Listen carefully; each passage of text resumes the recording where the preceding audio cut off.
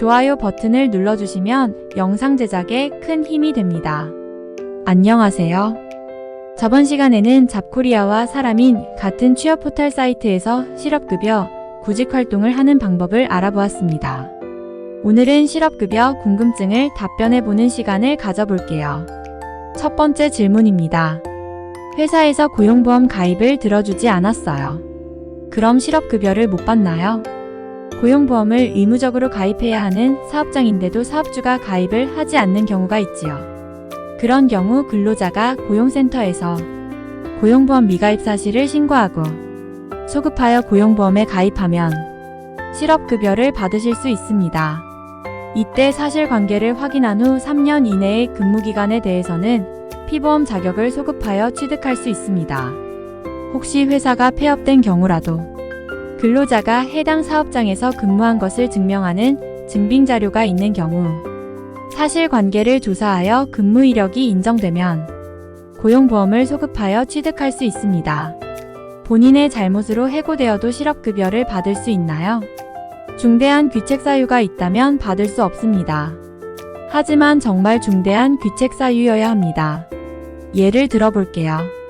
형법 또는 법률 위반으로 금고 이상의 형을 선고받고 해고된 경우 공금횡령, 회사 기밀 누설 기물 파괴 등으로 회사에 막대한 재산상의 손해를 끼친 경우 정당한 사유 없이 장기간 무단 결근하여 해고된 경우 이런 경우가 중대한 귀책 사유입니다. 본인의 잘못이 이러한 중대한 귀책 사유인가요? 중대한 귀책 사유가 아니라면 회사는 근로자를 함부로 해고할 수 없습니다. 위 표를 보시면서 자신의 잘못이 중대한지를 먼저 확인해 보시기 바랍니다. 근로자의 잘못이 경미하거나 사소하다면 실업급여 받으실 수 있습니다. 질문입니다. 본인이 스스로 사직서를 냈으면 실업급여 못 받는 건가요? 이직의 불가피성이 인정되는 경우에는 정당한 사유로 인정되면 실업급여를 받을 수 있습니다. 즉 회사에서 나에게 스스로 일을 그만두게 하도록 만들어 불가피하게 퇴사를 한 것이 인정되면 실업급여 대상이 됩니다. 예를 들어 폭력을 행사하거나 직장 내 괴롭힘, 먼 곳으로 원거리 발령을 내는 경우입니다. 직장 내 괴롭힘의 경우 녹취 통화 녹음 문자, 카톡 등 입증 자료를 준비하세요. 이렇게 회사의 압박에 눌려 근로자가 불가피하게 사표를 낼 수밖에 없는 경우 실업급여 인정이 가능합니다. 반대로 근로자의 자유로운 의지에 따라 창업을 하는 등의 이유로 스스로 그만둔 경우는 실업급여를 받지 못합니다. 실업급여를 받는 중인데 하루 잠깐 일하게 됐는데요. 하루만 일하는 건데도 꼭 신고를 해야 하나요? 답변입니다. 금액이나 근무일수에 관계없이 하루라도 단기 알바를 했다면 신고를 해야 합니다. 방법도 알려드릴게요. 우리가 고용보험 홈페이지에서 실업인정 신청을 할 때 근로 또는 노무 제공 내역을 묻는 질문에 항상 아니오를 체크했었던 것 기억나시나요? 실업인정 대상 기간 중 어떠한 형태로든 근로 또는 노무를 제공하거나 수당이 발생하는 회의 참석 자문을 한 사실이 있습니까? 이 질문에 예를 체크합니다. 그러면 근로시간 소득 수령 예정일, 소득 수령 예정액을 입력하는 칸이 나옵니다. 그러면 내가 일한 기간과 아르바이트비, 아르바이트비가 입금되는 날짜를 적으시면 됩니다. 그럼 신고를 하고 나면 실업급여가 어떻게 되는데요? 답변 일한 일수만큼 당월 실업급여에서 제하고 나머지 금액을 받게 됩니다. 예를 들어볼게요. 만약 이번 달에 3일간 알바를 했다면 3일치를 제외한 나머지 실업급여액만 입금됩니다. 질문. 저는 단기 아르바이트로 일하게 되었는데요. 하루만 일하는 건 아니고요. 몇 달 일하는데 이건 설마 취업은 아니죠? 취업인지 단기 아르바이트인지 확인이 필요해요. 여기서 취업이 아닌 단기 아르바이트란 어떤 걸까요? 첫째, 월 근로시간이 60시간 미만, 주간 15시간 미만이어야 해요. 참고로 월 근로시간이 60시간 미만이라도 주간 15시간 이상 일하면 사실상 취업으로 간주합니다. 둘째, 일당 기준 본인이 받는 실업급여 일액 이하여야 합니다. 셋째, 3개월 미만이어야 합니다. 3개월 이상 계속 일하면 사실상 취업한 것으로 간주해요.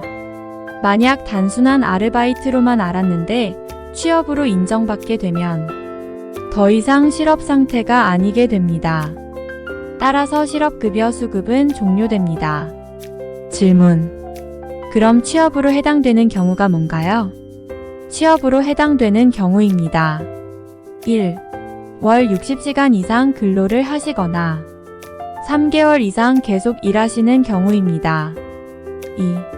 2. 예술인으로 월 50만원 이상 월급을 받는 계약을 체결하시는 경우입니다. 3. 근로자로 월급 80만원 이상 계약을 체결하시는 경우입니다. 4. 가업에 종사하거나 직계가족 친척의 사업장에 근로하시는 경우입니다. 5. 사업자 등록을 하시고 창업 즉 사업을 시작하시는 경우입니다. 그 밖에 사회통념상 사실상 취업을 하였다고 인정되는 경우입니다. 그래요? 제가 듣기로는 월 60시간 미만 3개월 미만으로만 일하면 괜찮고 실업급여 받을 수 있다던데요. 답변. 방금 전에 말씀드렸듯이 짧게 일하신다고 해도 취업으로 간주하는 사례가 있습니다. 예를 들어 월 60시간 이내라도 주간 일한 시간이 15시간을 초과한다면 취업으로 간주합니다.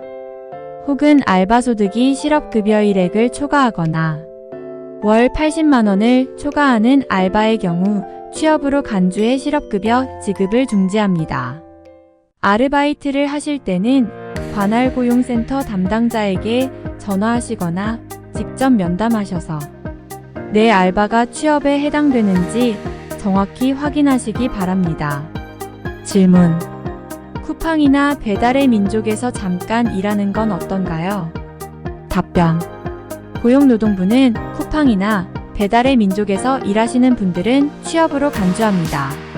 따라서 플랫폼 노동도 원칙적으로는 취업에 해당해 실업급여를 받을 수 없는데요. 다만 아주 짧게 일하는 초단기 근무의 경우 일한 날에 해당하는 실업급여만 빼고 지급됩니다. 5일을 일하셨다면 한 달을 30일로 봤을 때 5일을 제외하고 25일치 실업급여만 지급됩니다.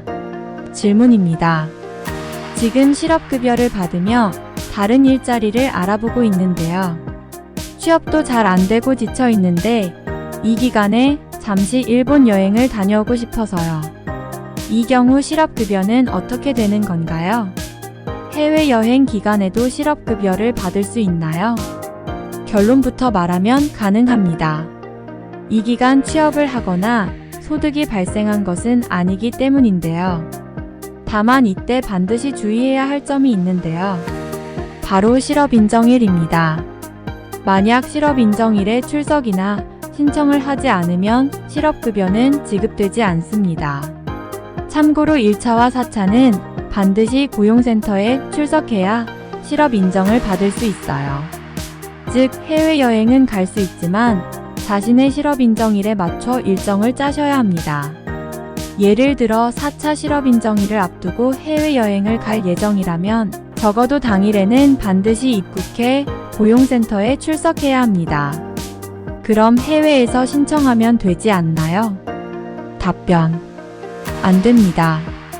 해외 인터넷 IP로 실업인정일에 실업인정 신청하는 것은 전산 시스템상 차단돼 있는 만큼 불가합니다.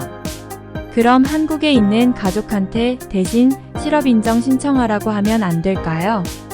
본인이 아닌 대리 신청은 안 됩니다. 국내에 있는 가족이나 지인 등에게 대리 신청을 부탁하거나 심지어 IP 우회 프로그램을 이용해 신청하는 경우도 있는데요. 모두 불법으로 부정수급에 해당합니다. 참고로 고용노동부가 최근 발표한 실업급여 부정수급 특별점검 결과에 따르면 이러한 대리 신청 등 해외 체류기간 실업급여 부정수급자는 240명이었습니다. 부정수급액은 총 5억 1천만 원이었고 부정수급 시 지급된 금액은 전액 반환 조치되며 고의성 등에 따라 부정수급액의 최대 500까지 추가 징수될 수 있습니다. 질문 그럼 정말 불가피하게 해외에 있어야 하는 상황이 오면 어떡하나요? 답변. 불가피하게 장기간 체류하거나 부득이한 사유가 있는 경우에는 해당 실업인정일로부터 14일 이내에 고용센터에 방문해 실업인정일을 변경하실 수 있어요.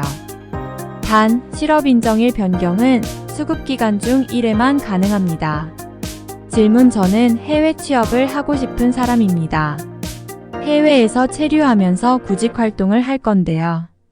저 같은 경우는 실업급여 못 받나요? 답변.